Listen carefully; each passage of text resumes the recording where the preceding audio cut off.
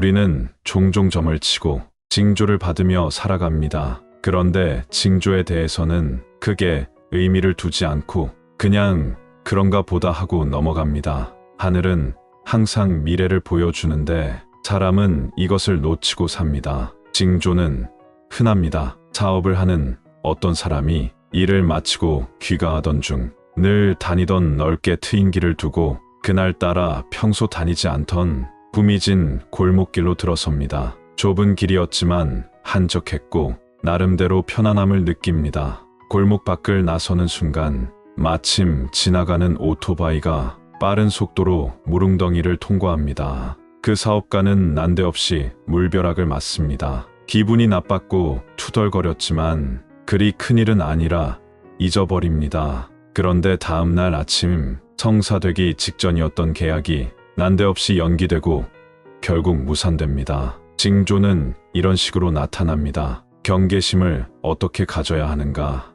어떻게 대비해야 하는가? 징조는 무엇이고 왜 발생하며 어떻게 나타나는가? 어떤 징조가 어떤 미래를 예고하는가? 징조를 어떻게 해석해야 하는가? 징조를 읽고 운명을 어떻게 개선할 것인가? 징조를 알고 미래를 안다는 것은 누구에게나 유용합니다. 단지 징조를 알아차리기가 어려울 뿐입니다. 물고기는 물에 살고 사람은 기운의 바다에 삽니다. 일상은 징조로 가득 차 있고 모든 사물과 사건에는 뜻이 담겨 있습니다. 따라서 운명의 힌트이자 신의 비밀인 징조를 아는 것은 날씨의 보를 아는 것과 같습니다. 우연의 일치, 항구에 정박한 어느 배에서 쥐떼가 집단으로 탈출하는 것이 목격되었습니다. 그런데 그 후에 그 배가 바다에 나갔다가 침몰하고 말았습니다. 쥐떼의 이동과 배의 침몰은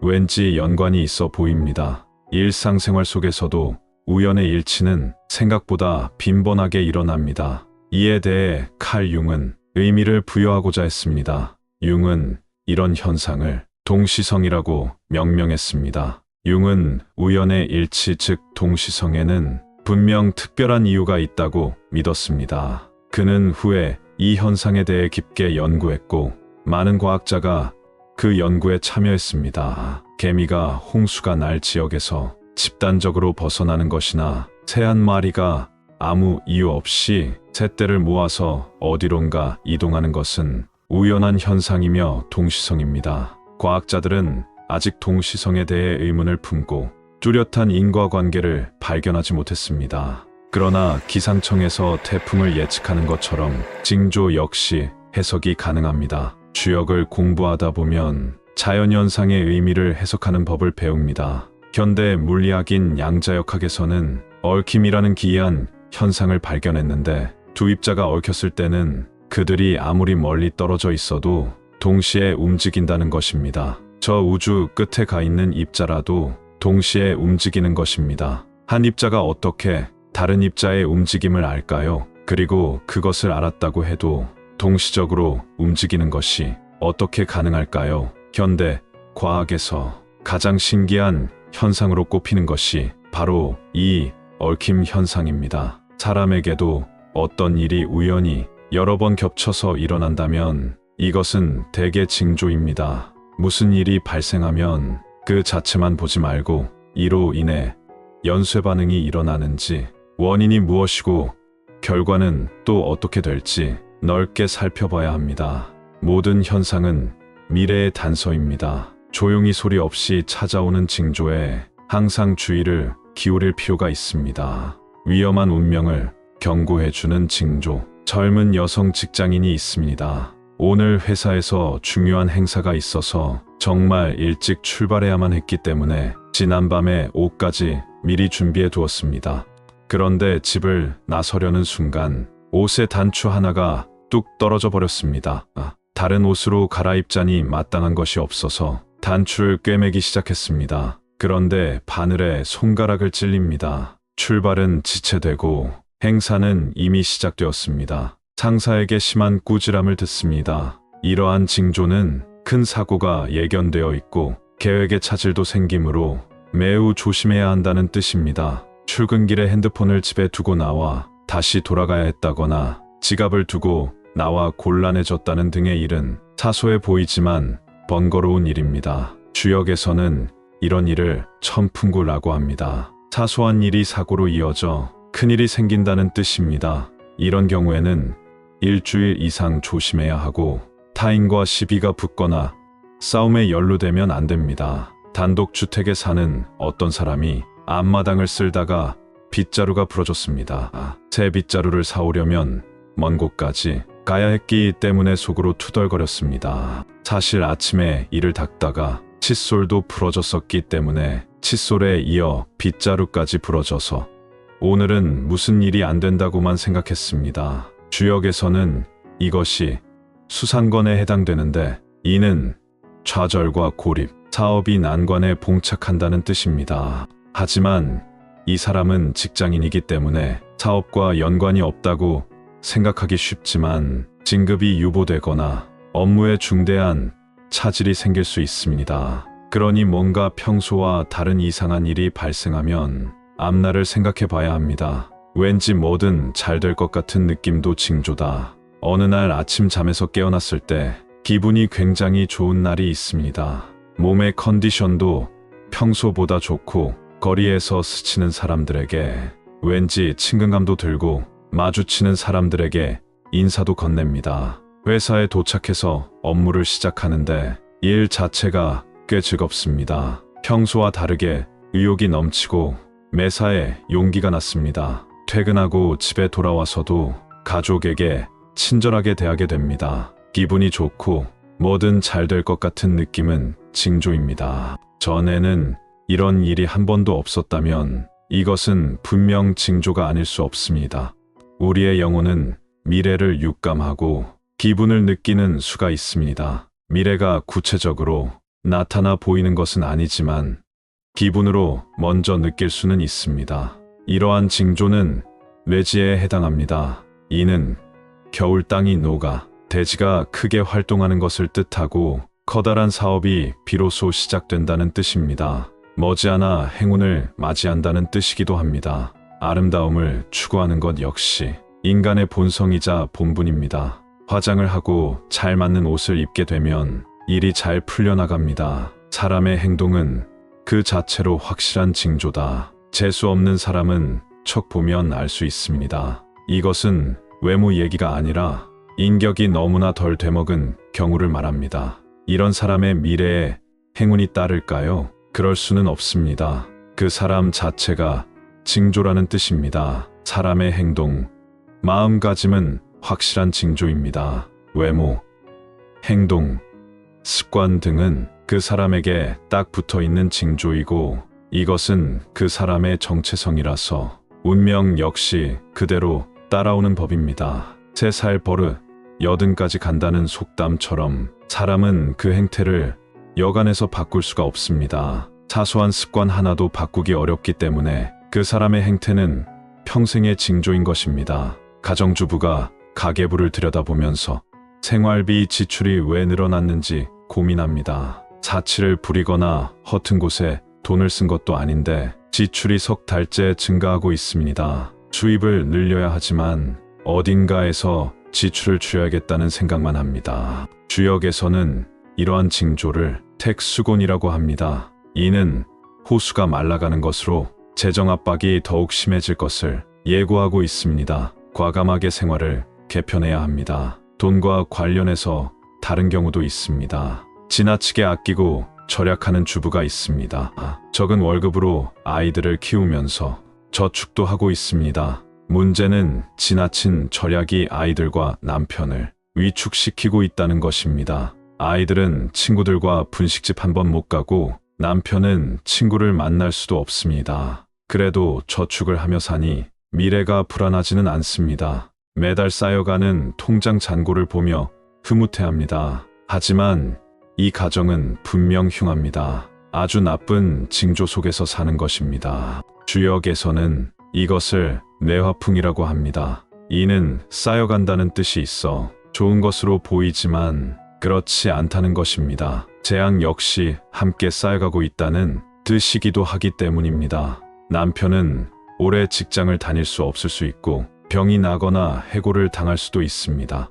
아이들도 성장하는 데 있어서 나쁜 기질이 쌓여갑니다. 뇌와 풍은 몸이 무거워진다는 뜻도 있으니 사고를 당하거나 병이 날 수도 있습니다. 이 가족은 현재 위태롭게 살고 있으며 모은 돈은 어느 날 갑자기 사라질 수 있습니다. 돈이란 써야 들어오는 것이란 걸 알아야 합니다. 돈은 흐름입니다. 흐름을 막고 가두어 놓기만 하면 언젠가 돈은 더 이상 들어오지 않고 모아놓은 돈도 맥없이 소진됩니다. 지나치게 절약하는 생활 습관 때문에 가족들의 영혼이 심하게 위축됩니다. 한치의 여유도 없이 각박하게 살고 있으니 불행이나 불운에 대한 저항력이 없는 상태입니다. 한번 무너지면 재기할 힘도 없습니다. 인간관계에서도 역시 고립되게 됩니다. 좋은 땅에서 좋은 기운이 나온다. 서울 한복판에서 긴 세월을 살았던 가족이 서울에서 조금 떨어진 공기 좋고